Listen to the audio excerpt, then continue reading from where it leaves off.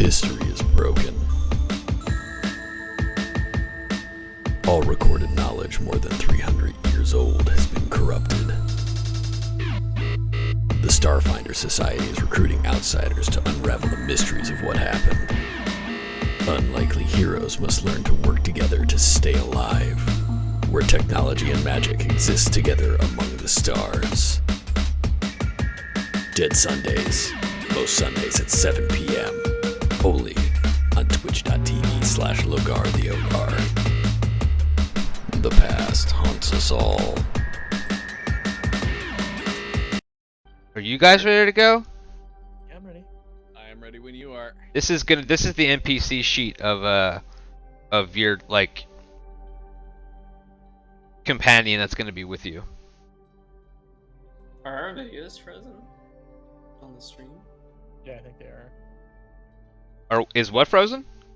Our cameras. Oh shit, they are.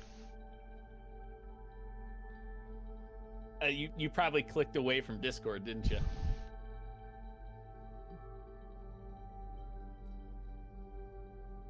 Yeah, you always gotta have Discord up. There we go. Space moved. Ian and I are still frozen. Yeah, that's weird. Have you guys tried eating banana chips and drinking lots of water? That's what it is. I'm slow because I'm not drinking 2 gallons of water every day. That is my own fault. That's so weird. Why is only... Am I moving now? I should be moving now. There we go. Alright, everybody's moving.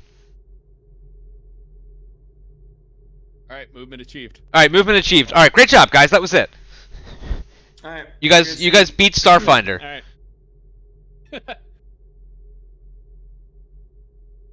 Campaign was intense. For a second there, I thought we lost it. It was a good thing we started moving again. Alright, okay. You guys ready? Mm-hmm. Okay. I guess. So, let me turn this on. You guys are cruising in open space. The three of you are on a shuttle.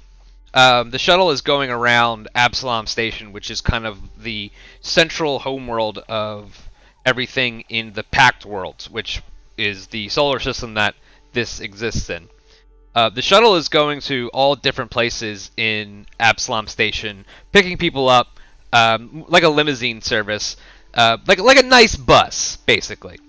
And they're all gonna take you to the same spot, which is why you're all on the shuttle together. You're the only 3 people on the shuttle, and you're waiting to arrive at the docking station in Absalom Station to continue your introduction to the Starfinder Society. So why don't each one of you, starting with Ian, and then Ryan, and then Steve, introduce your character, what they look like, what they do, and their names and all that stuff. Yeah, sure. So I'm so sitting in this carrier is perfectly forgettable human with his head kind of like just reading a data pad. The rest of you guys pass unremarkable humans like this every day in Absalom Station. Just looks like another suit and tie kind of guy. Like probably works at some kind of like corporate concern. But looks up, he's kind of like really average, like just completely average in every way. His name is Horatio Cruz, likes to be called Raj. He's actually, and you can tell through what he's wearing that he works for the Arcana Miriam, which is like magic school, but also like he's wearing the garb of somebody who has some sort of just office position at the Arcana Miriam, which is one half magic school, but then the other half like research facility on Absalom Station. He's just kind of like fiddling with something on his hand, fiddling with put it on his right wrist. If you're not super familiar with Technomancers, it's what it's actually his spell cache. So in his like very plain clothes, there's just like little accoutrements, I guess, of somebody who would be a Technomancer. Like there's like some like piping on his sleeve. He's just really well kept. Doesn't look like he's ever been in any sort of fights or anything like that. Like just looks like a regular office worker who happens to get paid to do magic to something. So we could all be so lucky. yeah. Yeah, I get paid to do magic. To stuff. It's the most mundane. It's like literally my job is at the Arcanamirium is to like charge people's items. Like I'm so like it's just like peeling potatoes. Like I'm just giving energy clips and I'm just like charging them from old ones and then processing paperwork. Like that's what I do. So. All right, so that's Horatio Raj Cruz. Ryan, how about you? So just sitting in the shuttle around corner is a 7-foot tall, hulking lizard person. Just a Vesk. Decked out in armor that probably isn't too comfortable to be wearing to just travel around in, but he's in it anyways. Studying his data pad. And on his data pad, if you take a look over it, what looks like a little battle going on it. And he's studying this little battle, and you can see with his other hand he's making jabbing motions and protecting motions as if he were going through the motions of this fight. And if you look a little closer, it's actually a video of him fighting little mouse people, which is just a little weird, but he's still going back through it over and over. And Pax Duro, who's the character, looks up if you're staring at him and just sort of smiles this big, toothy, maybe friendly smile. It's kind of hard to tell through his lizard mouth, and goes back to pretending to stab things. So he's a giant lizard man person thing who is sitting watching a video of himself fight tiny rat people things. Yeah. Makes perfect sense. Sense. Mm-hmm. And Steve, go ahead. Okay, so sitting a few seats away on the shuttle, you notice a teal and pink bug being, a Sharon. And usually you find the Sharon a little off-putting, a little gross, what with the chittering and chitin and antenna. But this one you like. This one you're like drawn towards. You like whenever you get a chance, you kind of like peek up and see what they're up to. And you have a sneaking suspicion that you've seen them before. You think that they might be Zib Beverage, famous envoy and icon you may have seen on various casts and streams. You get the suspicion that they are because they're like fiddling with cameras and constantly like grooming their antenna back and seem to be updating whatever space social media we have. You're on the subspace net. Yeah, the various sending hyper tweets.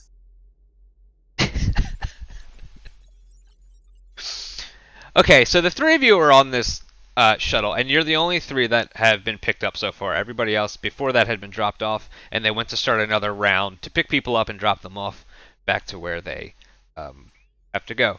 The shuttle isn't very big. It's about the size of a like a SEPTA bus, or a bus, a school bus. It doesn't have to be a SEPTA bus. There are a couple of rooms. There's one room off to the right and there's one room off to the left. One of the rooms off to the left is like a small refreshment area and bathrooms, and the other room off to the right has a just like space that you could stand in and a closet and seating and stuff. And as you guys are sitting there, you're all mostly unaware. You're aware of each other, but you're not interested in each other. You're all trying to get to go to where you need to go. The three of you independently were tasked with meeting up with the representative of the Starfinder Society at the docking station of Absalom Station. The docking station that you're going to isn't like the arrival station. It's more like the actual grit and dirty docks that we would know, that, you know, offloading materials and stuff instead of people. So as you're sitting there and you're waiting for time to pass, you hear a sort of like as a door, what you thought was a closet, opens up, and a tall, very shiny robot walks out, and it introduces himself, and he says, "Hi, I'm Shepard, representative of the Starfinder Society." And then he just stands there. Oh, I look up and I introduce myself and just like flash a I guess like the closest thing I guess it would be an email or a message from our Economirium, and just like kind of mumble, say Horatio Cruz, our Economirium. And Stage. Yeah. Shepard says, "Horatio Cruz, Technomancer, intern, congratulations." And I just look around like I look past to that robot. I'm assuming those doors are open that it just walked through. Well, it was more like a closet. Like there's really nothing in the, like it was like a storing station for this robot. Yeah, I just kind of look in the storage closet behind it. Is there anything in there? No, it's a wall of just like diagnostic tools and stuff that the robot can plug into to self-diagnose, or have like an engineer or something look at it. But that's it. Recharging station. There's really nothing in there. Okay. So then I asked are you the contact from Starfinder Society that I'm supposed to meet up? No, I'm the Shepherd. I'm going to shepherd you to the Starfinder Society representative. I'm also looking for Pax Duro and Zib Beverage. And I stand up. Pax Duro, that would be me. I'm curious, is there any food here? I'm hungry. Shepard says you might be able to find refreshments in the refreshment area. Or these, and he holds up 3 backpacks that all have the Starfinder Society logo on them. And he hands. Grab all 3. You grab all 3. Okay, make a something check to grab all 3. Hold on, let me figure out which one I want you to do. Yeah, I'm just like. I'm gonna say make a sleight of hand check against Shepard's reflex save. All right. How do we do checks in this? Do we just click? We just click the thing? I think so. Ooh, 5. Ooh. Starting off strong. Bad. Okay, so you're in the kind of like very calculated way that a robot would work. Shepard moves his hand in a way that allows you to only grab one bag, and then he holds the other 2 kind of past you, staring at you as you went to swipe, but you only grabbed one of them. Max just smiles and points a finger at them. Very good. Very good. And he opens up the package, starts looking for food. So inside the backpack is a we can write this down on your sheet. Is several packs, probably 3 packs of like astronaut food, which like the regular freeze-dried rations, a personal comm, a flashlight, and 2 rank 1 healing serums. And as Pax is going through the bags, Shepard holds the other 2 out for Zib and Horatio to pick up.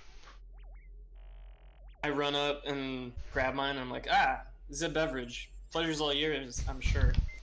It Can is. you? I'm glad You that they clap. program you with pleasure these days.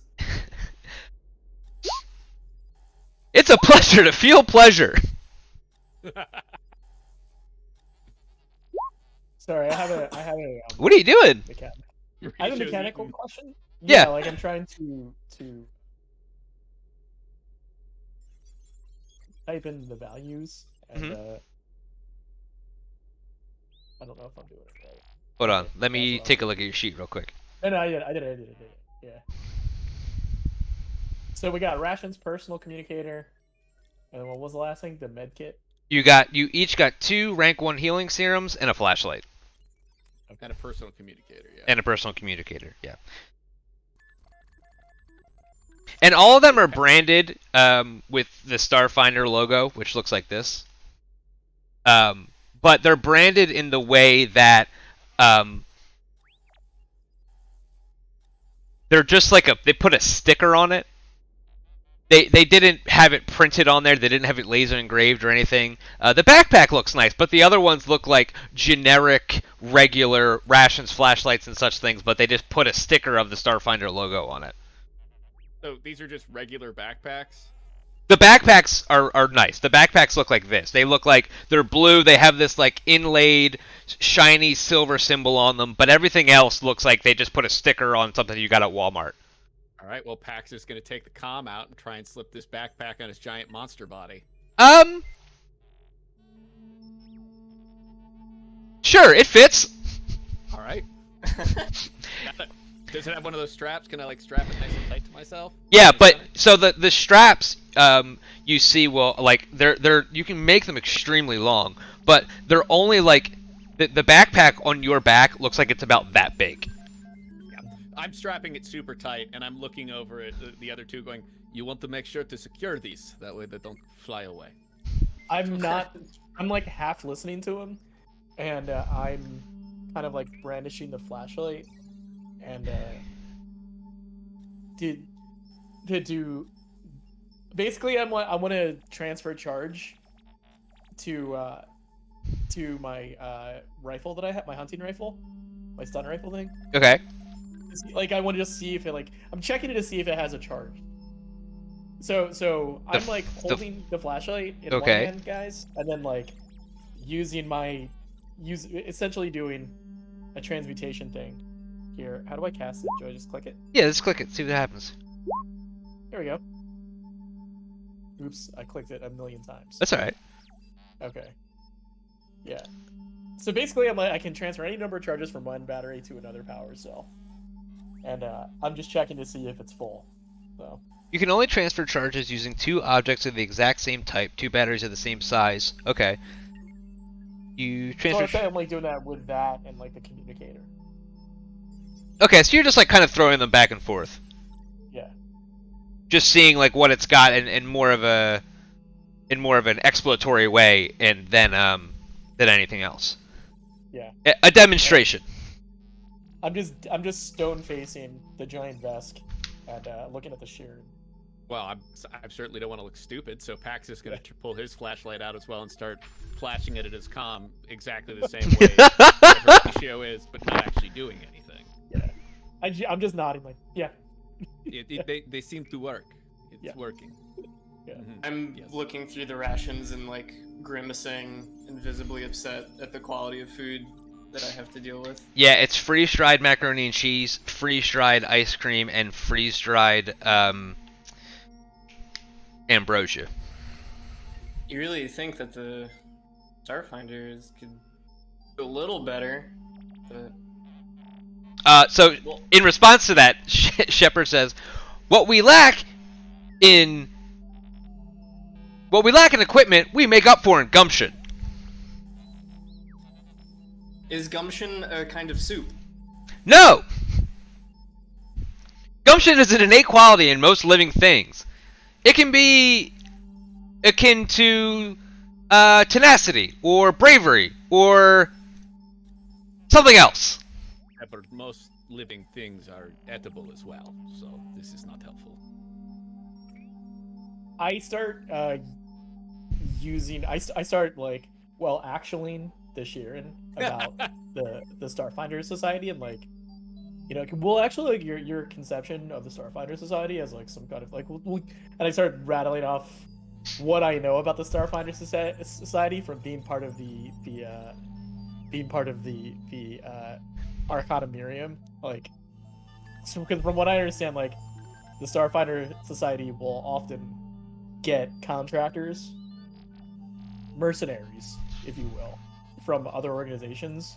They often employ sages from the Arcana Miriam, which is where I'm from, and like I hold up my work badge, and I just say like like my job is to usually process things that people from the Starfinder Society find on missions and just catalog them for our library for study. Wow, that's incredibly interesting. I'm incredibly interested. You have a job. That's truly fascinating to me. You are incredibly interested. That does not sound interesting to me at all. Yeah, you'd be right. Uh, I like the big guy. He gets it. So at this point, Shepard has sort of turned and is very focusedly walking towards the bigger area that has just a couple seats in it, and he gets to the entrance of it and he turns to you guys and he says, "Starfinders, please meet me in the entertainment room," and then turns and walks into the entertainment room. there's probably food there, and I follow. There's entertainment. There's a beverage. That's what I always say. You hear from the entertainment room Shepard go, "Nobody says that." I'm still getting it going. It'll pick up. People will say it. Yeah, I'm just gonna follow. I like just because the massive bodies are walking in that direction. I'm just gonna kind of like. Oh yeah, I guess we. Yeah, you would have been by yourself, just kind of sitting there while somebody else is being entertained. So you guys walk into this room. It's mostly empty. Unfortunately, there's no food in here. It is literally just a desk with a terminal on it, and then 3 rows of seats in front of it. Shepard motions for you guys to sit in the 3 seats in the front. There's 3 rows of seats? There's 3 rows of seats. There's 3 rows of 3 seats. I'm going to take up 3 seats in the second row. Okay. Yeah, I'm gonna sit in the front row. Put the bag, like put the new knapsack, like hold it on my in my lap, and then just sit down. Yeah, I'm gonna sit down where Shepard wants me to sit down. Okay, so Shepard says, "Welcome to the entertainment room," and he turns and he opens another panel and he pulls out 3 VR headsets. Okay. And he starts walking around and he hands each one of you a VR headset, and he asks you to put them on. Cute, these older models. That's fun. Mhm. I love retro. Very cool. I put it on. I'm glad you enjoy it. Today's entertainment is Dungeons and Dragons 3.0. All right. And he asks, I don't know what that is, but I just like I'm familiar with these headsets, so I'm like, all right, I just put it on. so when you first put them on, they're just like glasses. You can see right through them. There's a thin band of hyperspace glass in front of you that you know will eventually have like readouts and things on it. But for now, it's just see-through. Shepard turns around and he takes a cord out of his wrist and he plugs it into the terminal that is sitting on the computer terminal that's sitting on the desk. And as soon as he does, they blink and they start. They do their startup noise and they start running code in front of your faces. And eventually, they blink more and more, and it goes from a code image to a kind of a grainy 2D image to a 3D representation of the room, and then eventually it blinks again, and you are effectively in a VR holodeck setting. So as soon as you guys wake up, you wake up in this room. You are. Let me put your characters on the. On the. Okay. Just good old Pax Duro. So while you're in this VR zone, you're gonna have access to all the equipment that you had before you came in here, and you won't be able to gain any more. But when you leave, you won't have actually used any of it. I need to give Zib Beverage a token. This is like one of those human children's games. And Pax picks up one of the barrels. If you destroy these, you get money. And he throws it against the wall. Okay, hold on. That's funny. Oh shit, what am I doing?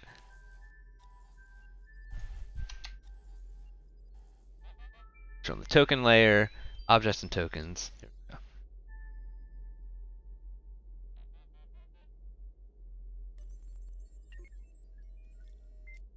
Okay, perfect.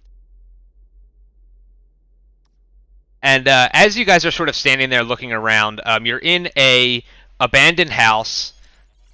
You've just walked past the front door. There's obviously a long trail of blood into another room. You're there, and so is Shepard. But Shepard looks a little different. Instead of looking like a sort of rigid, very like C-3PO like robot, Shepard looks much more like what you guys would understand as an android. Okay. I get Right. I get what you're saying. Yeah, so like more humanoid. Yeah, so he looks like an android instead of just looking like a robot, like I just said. Yeah. That's good old Shepard. Okay. I'm still kind of looking around, so we're in a room with a giant bloodstain on the Yeah. ground. So Okay. as soon as you load in, Shepard says, "Thank you for playing Dungeons and Dragons. 4-player mode enacted. Please continue. Defeat the boss." Why would I want to defeat my... It's because we get money. We need to go defeat the boss. My boss What's a usually- boss? Yeah, like I like my boss. I don't. They let me sit in a library by myself, and I get a paycheck. And so It's like that. so the body of what is Shepard goes, "Fucking interns," and he starts walking through the puddle of blood. Alright. Can I inspect this puddle of blood? Like, I'm Sure. Gonna, like, yeah. What kind of inspect would you want to do? Well, I know I'm in a virtual space, Mhm. right? But I just want to see, like, is this supposed to be a simulacrum of human blood? Is this blood that somebody's drank? You know, like. Yep. Yeah. So why don't that's- you make a well, how about just life science? Life science or medicine, whichever one is higher for you. I just did the life science. Okay. Yes, you can tell that this is blood, but while you're looking around in it, you can tell that there are tufts of white hair in it as well that don't look like human hair. It looks like fur. Oh. I turned to my 2 new companions and I said, "This is a really good simulation." Yes, it is. It is quite impressive. It's pretty But- good. The anti-aliasing is a little. I am actually Yes. curious. Do either of you have a weapon on you in here? Yeah, did you say that we have the stuff that we have on us, or, Yes. or we don't have any? No, you have Okay. you have all of your equipment that you came in with, but if you use it, you won't use it in real life. Right. Okay. So I motioned to the pulsecaster rifle that has been like slung across my back to the desk, and then while I do that, like with one thumb, I'm like, "Hey," I mean, I've got what I've got. Like I'm a field agent for the Arcanarium, and then I lift up my shirt and show that I have a semi-automatic attack pistol. That And is then good. You are armed. down by my boot, I take out a baton, like one of those extendable batons. So, That is useful. You will definitely need that. And you, Bugman, do you have firearm? I take out my grenade. You have I got one a... of. I roll away as soon as I see that. I'm like, oh my god. Steve That has is one a grenade. situation. Yeah. But good to know you have. Perhaps you could borrow a different weapon from Horatio. No, I'm just joking. I also have a laser pistol, but Next. it is incendiary. It's Well, it's for cooking. Make sure not to shoot any of the red barrels with that, because you never know. I've heard that. Make a Paxturo, make a culture check. I figured being a Xeno, I'd know a fair amount about humans, but I have no culture or Xeno hunt. Okay, yeah, your knowledge of what a video game is has tracked so far, and you know that while that stuff is 95% true, there are always those games that they didn't follow that rule, and there is also the knowledge that that doesn't work in real life. Well, yeah, but we're in a video game, so... Yeah. We're in a video game of a tabletop game, so... Well, I don't know what the tabletop game is. I only know the video game. There are no tables in space. Yeah. Only credenzas. We are not playing on the tabletop. We are sitting here in a different room.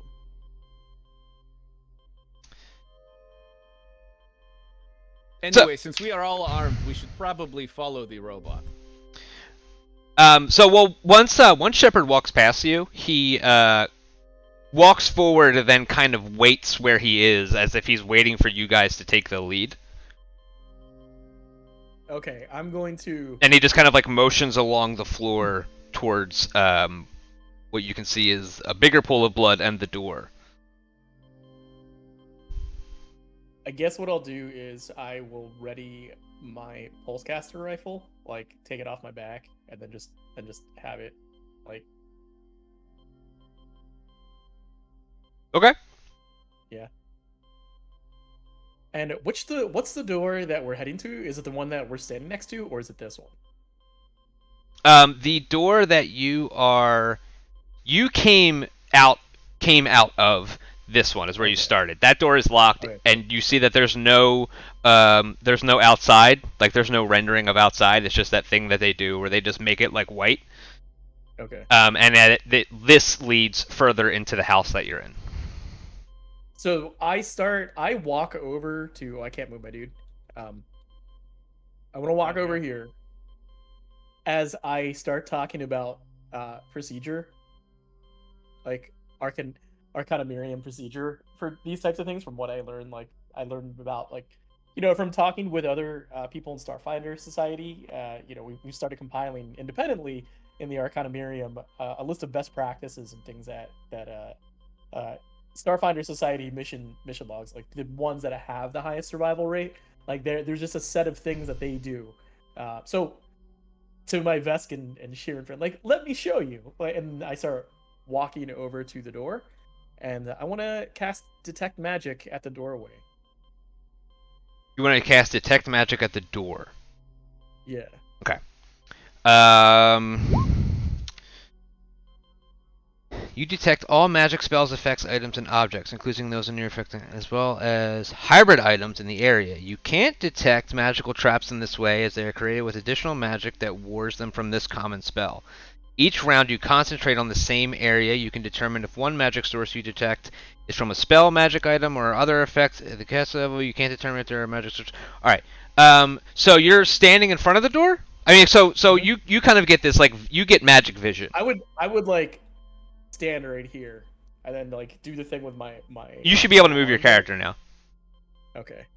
So I want to like stand here and then like say that, yeah, it's common procedure before you enter any like strange door. We found that the like Starfinder Society members who just do their due diligence and checking for magic or hybrid techno magic items usually have like a much higher. I rattle off some number like 93% success when entering a door when I and then I do detect magic on the doorway area. Okay.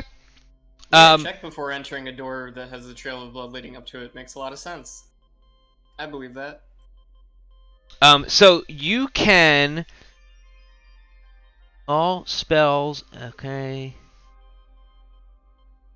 So you can detect. You see a.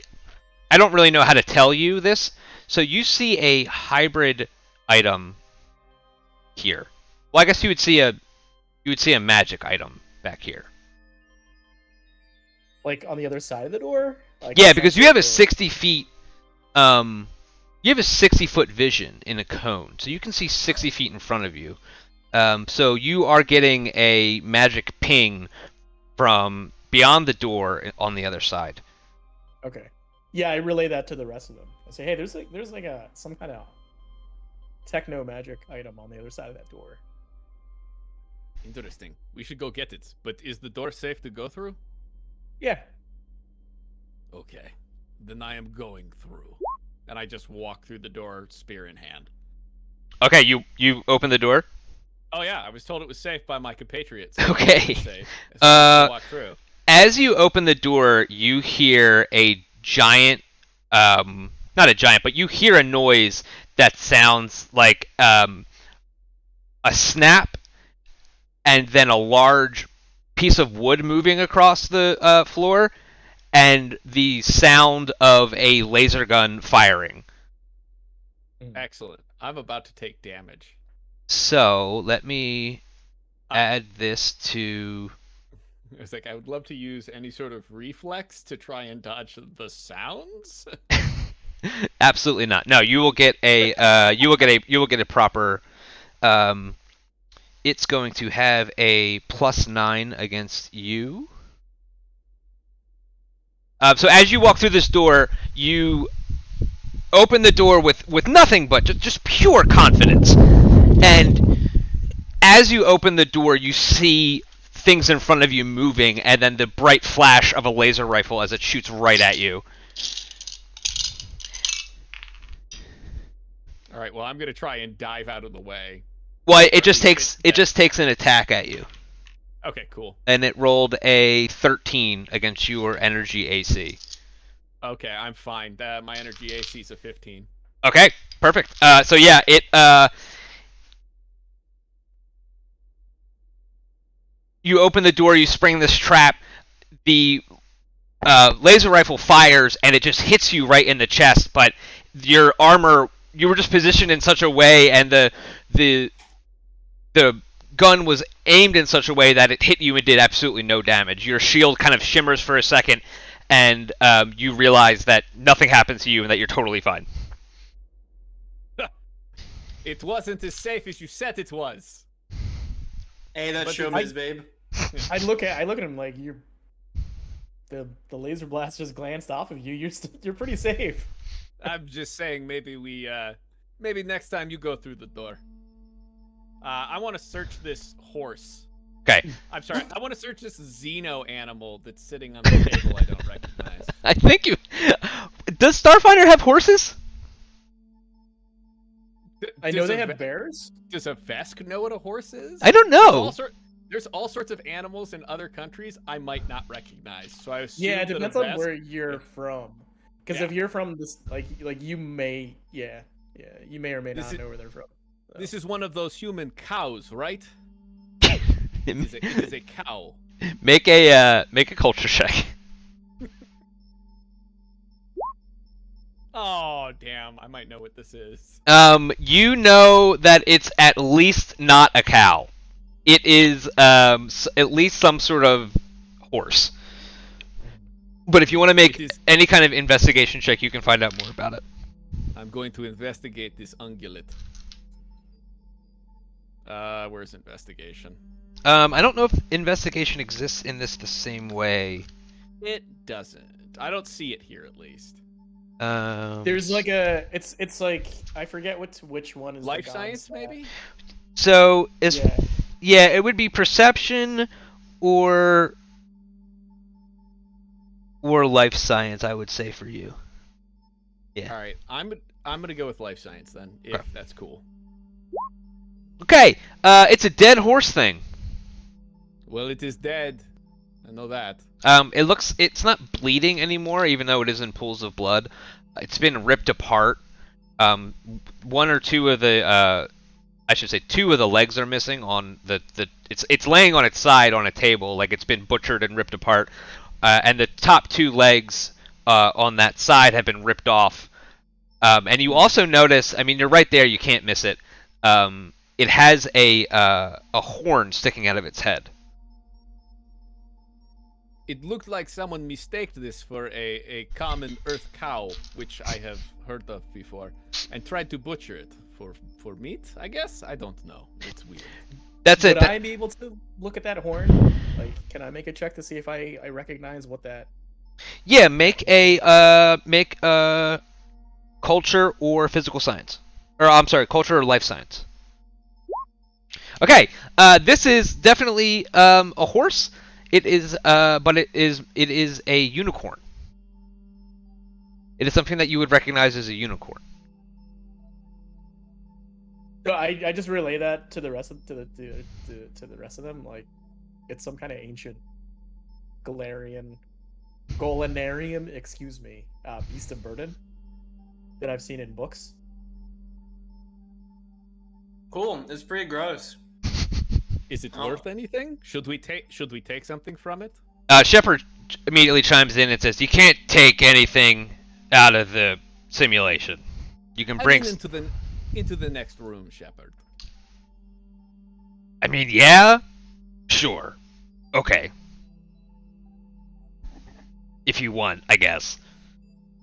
I ain't touching that thing. And he like leans up against the wall and lights a space cigarette. I'm taking the horn. Okay, so you're gonna have to get the horn off. Yeah. To do that,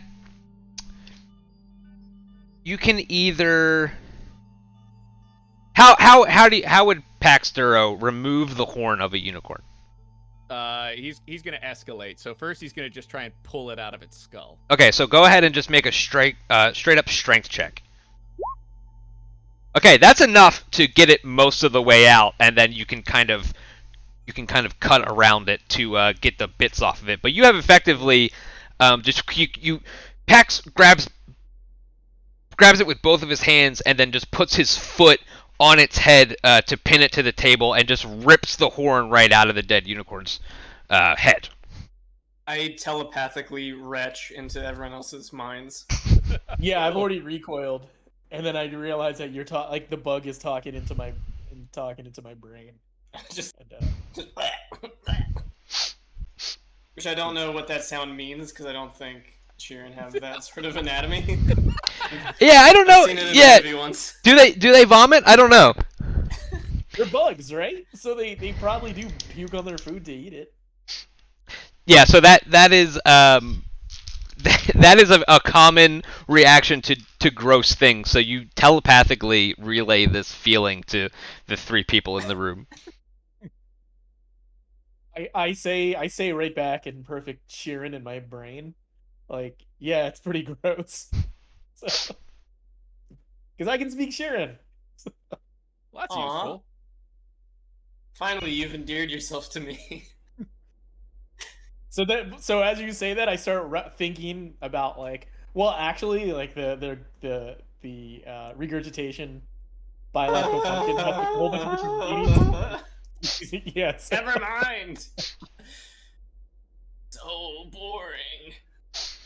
Okay, so you've officially beat a dead horse, and you're now just kind of standing in this room, getting your boots bloody. I look at Shepard. We have beaten your boss. Now can we go? Shepard says that wasn't the boss, and then he kind of like nods his head to the direction that the blood flows, which is to a door that is right here that is hard to see because it's wood on wood.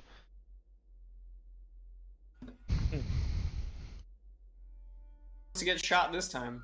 Horatio, Not I it. believe it is your turn to get All right, shot. yeah, I'm gonna do the thing again to this door.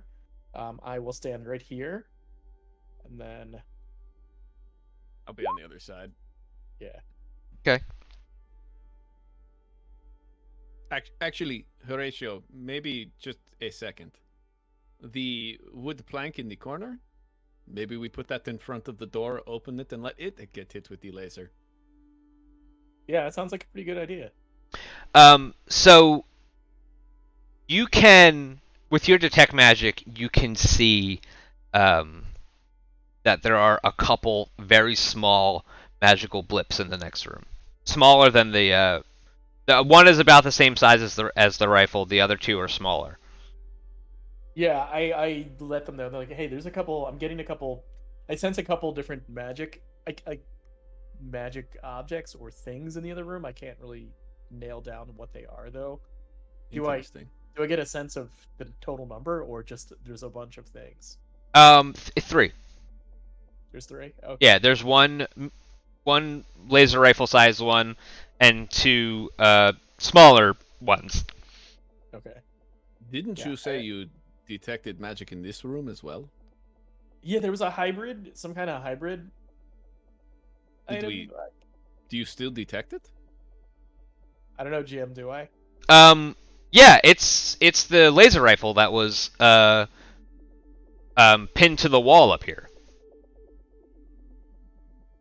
Oh, there's a laser rifle pinned to the wall over there. Yeah, that was the trap that shot at Pax Duro. Okay. Oh. And you can and now that you're actually looking at it, you can see that it was like a very Rube Goldberg machine of a trap that did all of these things to push the trigger and shoot at someone who walked in the door. Gotcha. But I could only shoot once. Interesting. A very I guess that physical adds in less. trap to pull a trigger. Pax doesn't know this, but maybe if someone shines their flashlight into it, we can get another shot. Who, me? Yeah, Oh. you can recharge it, right? I mean, yeah, if it only shot once, it should still have its other, 19 or whatever charges. Oh, I thought you said like it only had one shot. No. It would rig that it could only shoot once because it would pull the trigger once. Okay. So if anybody wants a laser rifle, it's right there. Like, it's not a real. Yeah, it's this is a simulation of a laser rifle. So I'm guessing if you want to rip it off the wall and take it with you, be my guest. But I'm really not one for killing. So I go up to a wall and rip it off. Okay, so you now have an azimuth laser rifle. Azimuth? Azimuth? Yep. And I move back here. Laser rifle, azimuth. we still doing the wooden plank thing? It's a decent idea. I think so. I'm not it. I'm not grabbing it. You're the strongest person here. So that means I do all of the physical labor? I look to the skinny bug person, and I mean, Fine. we could all do it as a team. No, it's fine. Whatever. And I move it to the front here. Okay. Okay, so what's your plan with this guy? I We're just put it in gonna- front of the wall, and yeah. we're gonna Put it open the in front of door. Yeah, we're gonna open the door, and then we're gonna open the door and then like push that thing in front of us. Okay. Or I have can that breach thing. and clear. Okay, so you want to, so you just want to have that be a dummy so that if something shoots at you, it'll get shot first. Right. Okay, is this how you guys, so Shepard likes this plan, so he's gonna post up over here. Steve, where do you want to be? So good where I am. Okay, that's fair. Okay, are you guys ready to kick the door open? Yeah. Absolutely. Who is the one actually opening the door? Not it. Really, do I have to? Fine. And I take the back of my spear and just knock the handle to knock the door open. Okay, make no, you know what? No, that's good. You just do it and you open the door. As soon as you open the door, we bring these to light here. you fancy. Oops. Wait a minute. I think I fucked up. Guys, layer, map layer. Okay. Soon as you open the door, there are 3 laser blast shots.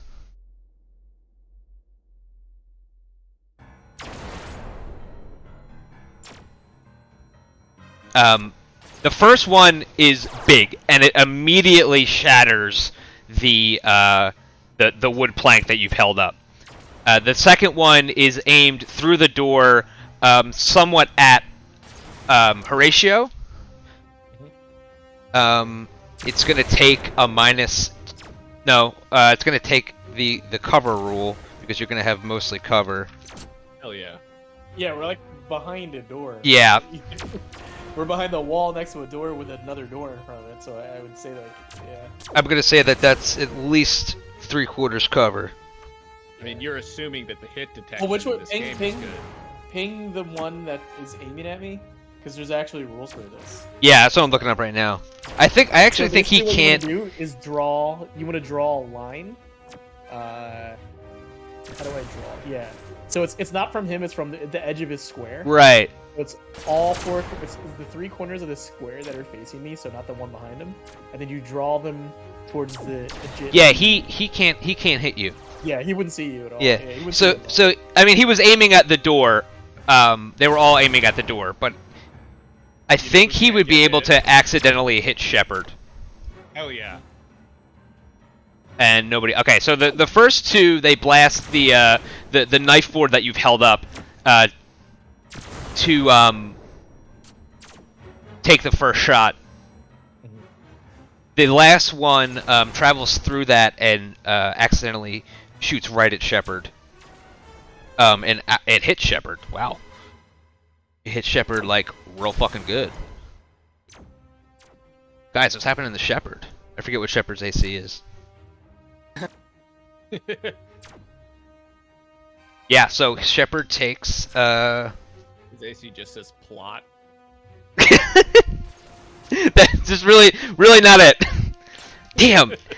Shepard takes full damage. So he takes 4 damage as this laser pistol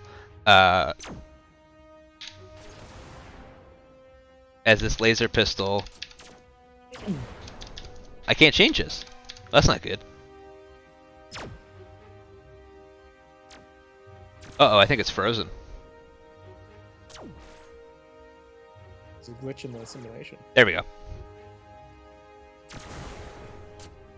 Some of these games are buggy. We must be beta testing it. That's weird. It won't let me change his stamina points, and it keeps freezing every time I do it. We'll have to look into that later. Huh. Okay, so he takes the blast to his chest, but it doesn't really bother him at all. He just inhales the space cigarette deeper, and then spits it out and gets ready to fight. Everybody roll initiative. How do I do that in this? I don't know. Good question. There's an initiative button. It's right under your character and class box. You rolled an 11.01. So I rolled an 11, and I guess the 1 is for the +1 I have to dexterity. Yeah, that's your dex mod. I think it's also a setting that we can change where you can do it by decimal or. No, I think that last little bit is showing what his dex mod is in case of a tie. Right, which there seems to be one. Well, I know the way that it works is that whoever has the higher modifier wins in the cases of ties. Mm-hmm. So that might be why that does that.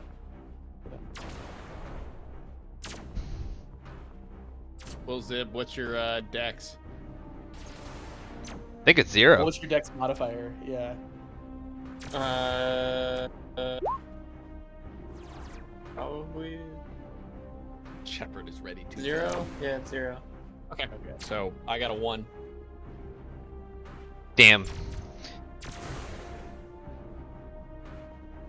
Oop, need to grab something.